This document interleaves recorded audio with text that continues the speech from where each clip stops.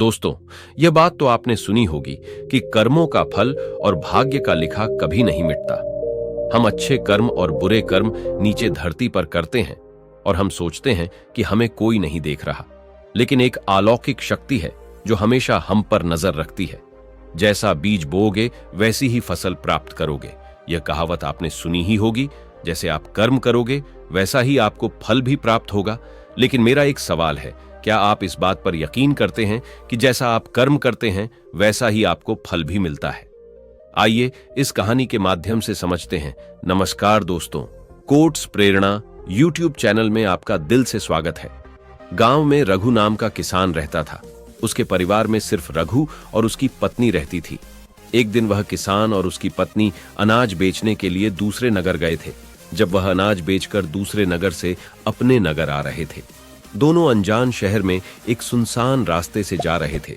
जब वह दूसरे राज्य की सीमा से निकले तो उन्हें रास्ते में कुछ डाकू मिल गए और उन डाकुओं ने उस किसान और उसकी पत्नी के पास जो कुछ भी था वह सब कुछ लूट लिया। और इस तरह किसान और उसकी पत्नी को डाकुओं ने भिखारी बना दिया। इसके बाद डाकुओं का गिरोह वहां से चला गया। डाकू तो चले गए, लेकिन किसान और उसकी पत्नी को लूटने के बाद वह दोनों चिंता में पड़ गए और सोचने लगे कि आगे क्या किया जाए। एक तो अनजान शहर, और अनजान शहर में दोनों का बुरा हाल था, क्योंकि अनजान शहर में पैसा ही सब कुछ होता है। किसान अपनी पत्नी को लेकर अनजान शहर की तरफ बढ़ने लगा।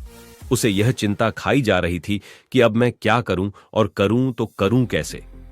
वह इसी चिंता में चला ही जा रहा था कि नगर के बाहर एक महात्मा की कुटिया दिखाई दी। वह किसान अपनी पत्नी को लेकर कुटिया की तरफ चल दिया। जब वह कुटिया के पास पहुंचा तो उसे वहां पर एक महात्मा मिले जो एक चबूतरे पर बैठे हुए अपने शिष्यों को प्रवचन दे रहे थे। महात्मा को देखकर किसान सोचने लगा, क्यों ना इन साधु महाराज को अपनी समस्या बताऊं, शायद यह मेरी समस्या का कुछ समाधान कर दें।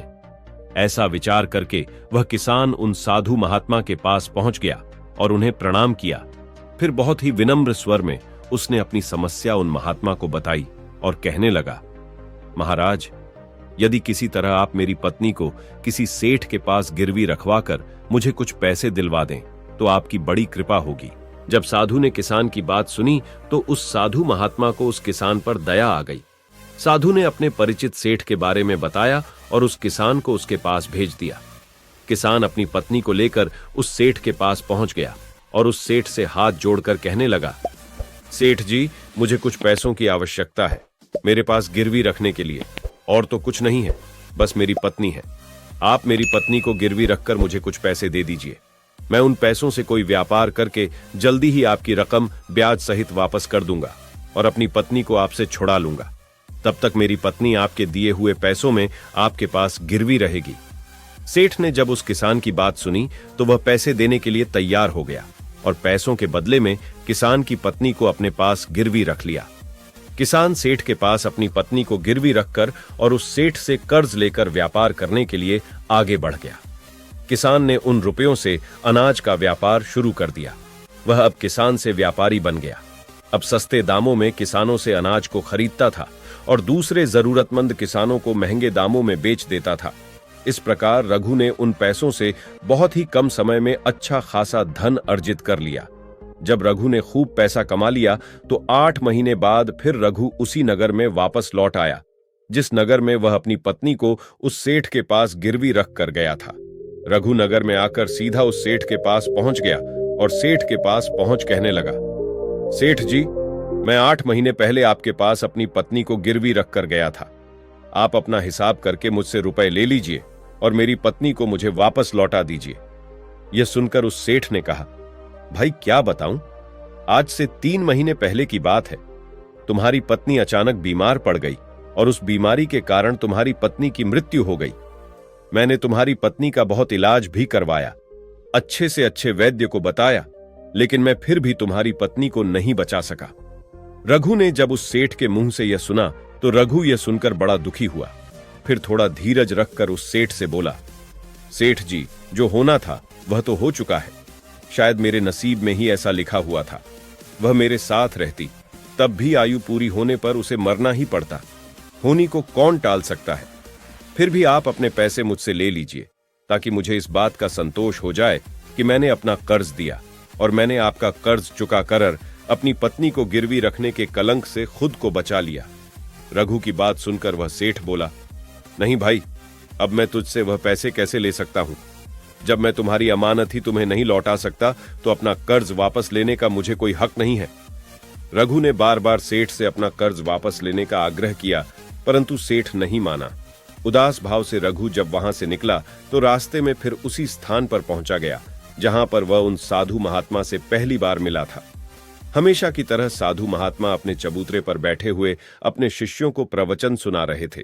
रघु भी मन की शांति के लिए वहीं पर जाकर बैठ गया और महात्मा के प्रवचन सुनने लगा। साधु महात्मा ने जब रघु को देखा तो साधु महात्मा उसे पहचान गए और उसका हालचाल पूछने लगे। रघु ने पूरा घटनाक्रम उन साधु महात्मा को बता दिया। वह साधु एक सिद्ध महात्मा थे।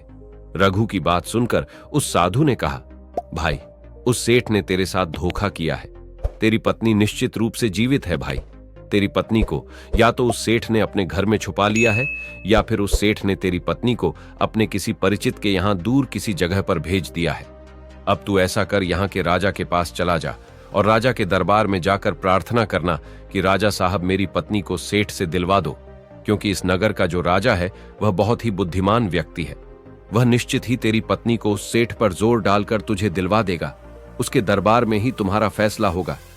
जब रघु ने उस साधु महात्मा की बातों को सुना तो रघु उस साधु महात्मा की बात मानकर राजा के दरबार में जाने के लिए चल दिया। रघु राजा के दरबार में पहुंच गया और राजा के दरबार में पहुंचकर राजा से गुहार लगाने लगा कि महाराज, मेरी पत्नी को सेठ से मुझे दिलवा दीजिए। महाराज, मैंने सेठ के कुछ धन उधार लिया था। बदले में अपनी पत्नी को सेठ के पास गिरवी रखकर गया था।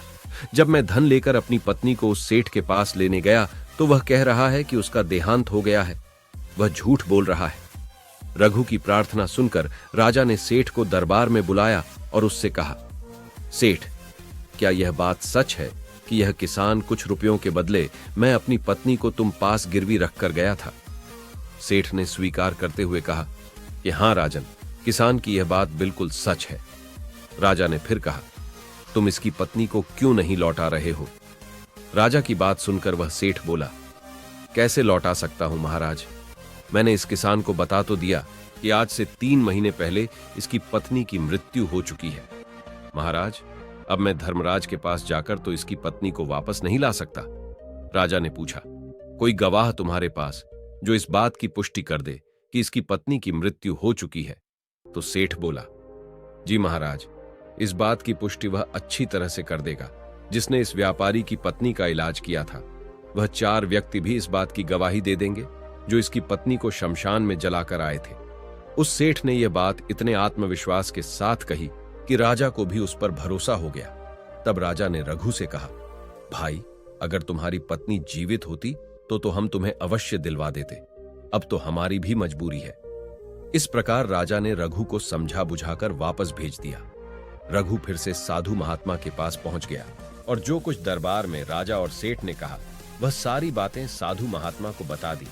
यह सब सुनकर उस ज्ञानी महात्मा ने कहा, मैंने राजा को इतना विवेकहीन नहीं समझा था।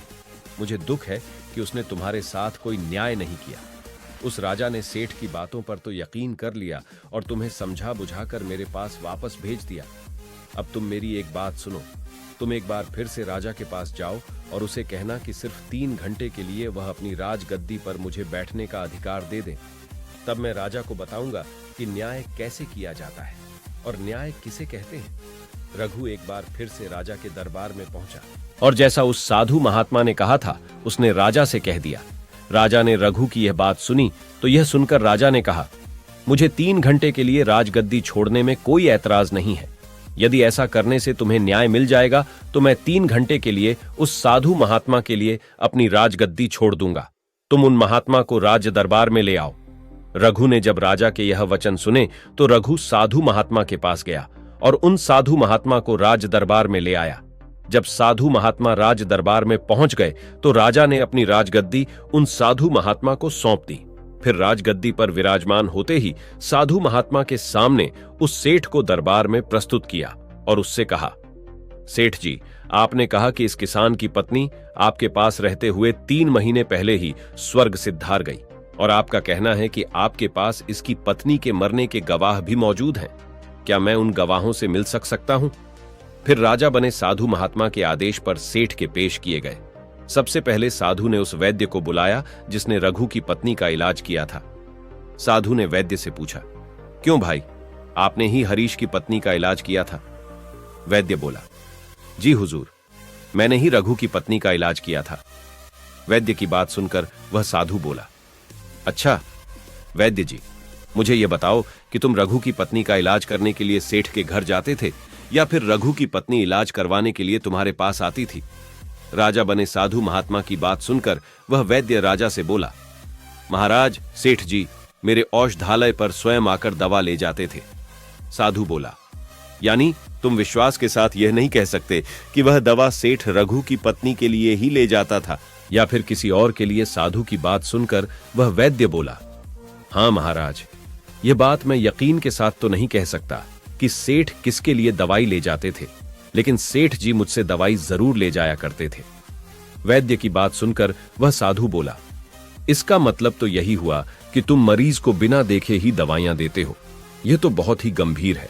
तुम दवा के स्थान पर किसी को जहर भी तो दे सकते हो, और हो सकता है तुम्हारे द्वारा दिए हुए जहर से ही रघु की पत्नी की मृत्यु हुई हो। उस साधु की यह बातें सुनकर वैद्य का चेहरा डर के मारे पीला पड़ने लगा और वह भयभीत स्वर में बोला, नहीं हुजूर, ऐसा हरगिज नहीं हो सकता। मैं अपने किसी मरीज को दवा के बदले भला जहर क्यों दूंगा, और इस तरह से मेरी सारी मान प्रतिष्ठा भी धूल में मिल जाएगी। वैद्य की बात सुनकर वह साधु महात्मा बोले, अब तो तुम ऐसा ही कहोगे। मैं तुम्हें अपने कर्तव्य के प्रति लापरवाही करने के और एक मरीज के जीवन से खिलवाड़ करने के अपराध में 50 कोड़े लगाने का आदेश देने जा रहा हूं। इसके साथ ही तुम्हारा मुंह काला करके सारे नगर में तुम्हें घुमाया भी जाएगा। अब तुम सोच लो, वैद्य सच बोलोगे या फिर मैं सैनिकों को तुम्हें गिरफ्तार करने का आदेश दूं? यह सुनकर वैद्य का शरीर कांपने लगा और वह उस साधु के कदमों में जा गिरा और बोला, हुजूर, मुझे माफ कर दीजिए। मैं स्वीकार करता हूं कि मैंने सेठ के किसी मरीज का कोई भी इलाज नहीं किया। सेठ ने तो मुझे पैसे दिए थे और कहा था कि यदि गवाही की आवश्यकता पड़े तो ऐसा कहकर उसके पक्ष में गवाही दे दूं। बस मेरा इतना ही अपराध है कि मैंने लालच में आकर इस सेठ का प्रस्ताव स्वीकार कर लिया। राजा बने साधु महात्मा ने कहा, वैद्य जी, कुछ भी हो, आपने अपराध तो किया है, इसलिए मैं तुम्हें झूठी गवाही के इल्जाम में 100 कोड़े लगाने का आदेश देता हूं। साधु महात्मा के आदेश का राजा के सैनिकों ने तुरंत ही पालन किया। सैनिकों ने तत्काल ही उस वैद्य को पकड़ लिया और भरे दरबार में उसे कोड़े लगाने लगे। पहला कोड़ा लगते ही वह जोर से चीख पड़ा और कहने लगा, महाराज, मुझ पर रहम कीजिए। महाराज, मुझ पर दया कीजिए, मैं मर जाऊंगा। हर कोड़े के साथ उसके गले से करुणामय आवाजें निकलने लगी। उसकी चीखें राज दरबार में गूंज उठीं। वैद्य के साथ ऐसा होते हुए देखकर सेठ के गवाह के तौर पर बुलाए गए उन चारों व्यक्तियों के कलेजे दहल गए जिन्होंने रघु की पत्नी को शमशान में ले जाकर जलाने की बात कर थी। अब बारी उन चारों गवाहों की आई। साधु महात्मा ने उनसे पूछा, तुम लोगों का कहना है कि तुम चारों ने इस रघु किसान की मृत पत्नी का शव ले जाकर शमशान में उसे जलाकर आए थे। मुझे यह बताओ कि अंतिम संस्कार से पहले जब मृत शरीर को स्नान कराया जाता है, फिर उसे कफन में लपेटकर धरती पर रखा जाता है। स्नान के दौरान क्या तुमने उस स्त्री का मृत शरीर देखा? यह सुनकर उस सेठ के चारों गवाह कहने लगे, नहीं हुजूर, उसका मृत शरीर तो हमने देखा ही नहीं था। जब सेठ जी ने अर्थी तैयार कर ली थी, उसके बाद ही हम उसे शमशान में ले गए और उसे जलाकर आए। उन चारों गवाहों की बात सुनकर वह साधु महात्मा बोले, और तुमने यह जानना भी उचित नहीं समझा था कि उस अर्थी में कोई मृत मनुष्य लेटा है या कोई जीवित व्यक्ति? कहीं ऐसा तो नहीं किसी जहरीले पदार्थ से बेहोश व्यक्ति उसमें लेटा हो और उसे तुम शमशान में ले जाकर जलाकर आ गए हो? यह तो एक बहुत ही गंभीर अपराध है। इसके लिए तुम लोगों को मृत्यु दंड की सजा भी दी जा सकती है। वह चारों गवाह वैद्य की पिटाई देखकर पहले से ही भयभीत थे। जब उन्होंने साधु महात्मा के मुख से मृत्यु दंड की बात सुनी तो वह सुनकर उन सभी के हाथ पांव मानो बिल्कुल ही ठंडे पड़ गए हों। साधु ने विनय भाव से सेठ की तरफ देखा। जैसे ही उस साधु महात्मा ने सेठ की तरफ देखा तो सेठ का चेहरा ऐसे काला पड़ गया। साधु ने सेठ से कहा, सेठ जी, तुम्हारे 5 गवाहों की तो पहले ही हवा निकल गई। अब तुम बताओ कि किसी की इच्छा के विपरीत किसी की पत्नी को जबरदस्ती घर में रखना और अमानत में खयानात के अपराध में तुम कौन सी सजा पाना पसंद करोगे? साधु महात्मा की बात सुनकर सेठ का चेहरा एकदम से सफेद पड़ गया। उसके मुंह से कोई बोल नहीं निकल सका। राजा बने साधु ने कहा, सेठ, इससे पहले कि मैं तुम्हें 10 साल का कठोर कारावास की सजा दे दूं, अभी भी समय है कि तुम इस रघु किसान की पत्नी को दरबार में हाजिर कर दो। सजा के डर से सेठ ने तुरंत अपने सेवकों को अपने घर भेजा और सेवकों को घर भेजकर रघु की पत्नी को दरबार में प्रस्तुत कर दिया। साधु ने सेठ से लेकर रघु को उसकी पत्नी सौंप दी और सेठ को झूठी गवाही के अपराध में 5 महीने की कैद की सजा सुना दी। उन चारों गवाहों को भी कड़ी से कड़ी सजा दी गई, जिन्होंने रघु की पत्नी का शव शमशान में ले जाने की झूठी गवाही दी थी। यह देखकर राजा आश्चर्यचकित रह गया और साधु के सामने हाथ जोड़कर बोला, महात्मा, आप धन्य हैं। आपने मुझे सिखा दिया कि न्याय कैसे किया जाता है। राजा की बात सुनकर वह साधु महात्मा बोला, राजन, मेरी 3 बातें सदैव याद रखना कि कभी भी इन 3 स्थानों पर अपनी पत्नी को अकेला नहीं छोड़ना चाहिए। अब हम आपको बताते हैं जिन स्थानों पर यदि कोई अपनी पत्नी को अकेला छोड़ता है तो उसे बहुत ही पश्चाताप करना पड़ता है। पहला स्थान है, अगर आपकी पत्नी को कोई बीमारी घेर ले और वह बीमार पड़ जाए तो ऐसी स्थिति में कभी भी उसको बीमारी में अकेला छोड़कर नहीं जाना चाहिए, क्योंकि जब कोई मनुष्य किसी स्त्री से विवाह करता है तो विवाह के समय वचन देता है कि मैं तेरे सुख दुख में और आजीवन तुम्हारे साथ रहूंगा। इसलिए बीमारी की हालत में उसके साथ सदैव बने रहिए और उसकी देखभाल करिए।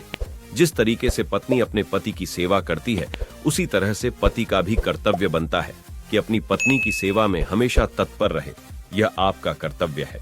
दूसरा स्थान है, अगर आपकी पत्नी निर्दोष है और कोई उस पर झूठा लांछन लगाता है तो ऐसी स्थिति में सदैव तुम्हें उसके साथ खड़े रहना चाहिए, क्योंकि एक लड़की अपने माता पिता का घर इसी आस में छोड़कर आती है कि पति मेरी भावनाओं को समझेगा और हर स्थिति में मेरा साथ देगा। इसीलिए दुनिया वाले उस पर कोई झूठा दोष लगा रहे हैं, तो आपको अपनी अर्धांगिनी के साथ खड़े रहना चाहिए। ऐसे समय में उसको कभी भी अकेला नहीं छोड़ना चाहिए, या कभी कोई ऐसी स्थिति आए तो उस समय तुम्हें अपनी पत्नी को बोलना चाहिए कि तुम बिल्कुल भी चिंता मत करो, मैं तुम्हारे साथ खड़ा हूं। तीसरा स्थान है, कभी भूल कर भी अपनी पत्नी को पराये पुरुषों के पास नहीं छोड़ना।